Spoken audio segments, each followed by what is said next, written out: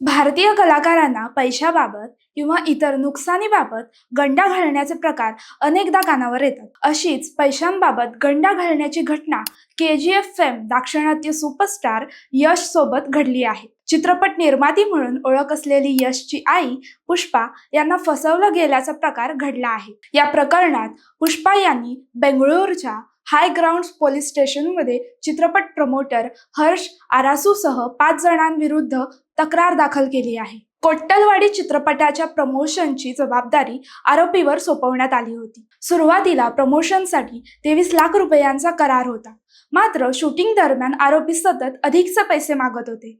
तसेच चित्रपटाच्या प्रदर्शनाच्या वेळी स्पष्टीकरण मागितले असता आरोपी हरीशने दिग्दर्शकाला धमकी दिली आणि पैशांबद्दल प्रश्न उपस्थित झाल्यास चित्रपटाचे प्रमोशन पूर्णपणे थांबविले जाईल असे सांगितले. महत्त्वाचे म्हणजे हा चित्रपट 1 वर्षापूर्वी पूर्ण झाला आहे. परंतु आरोपींनी दिग्दर्शकाला धमकावले आणि निर्मात्याच्या कुटुंबाविरोधात नकारात्मक बातम्या पसरवण्याची धमकी दिली.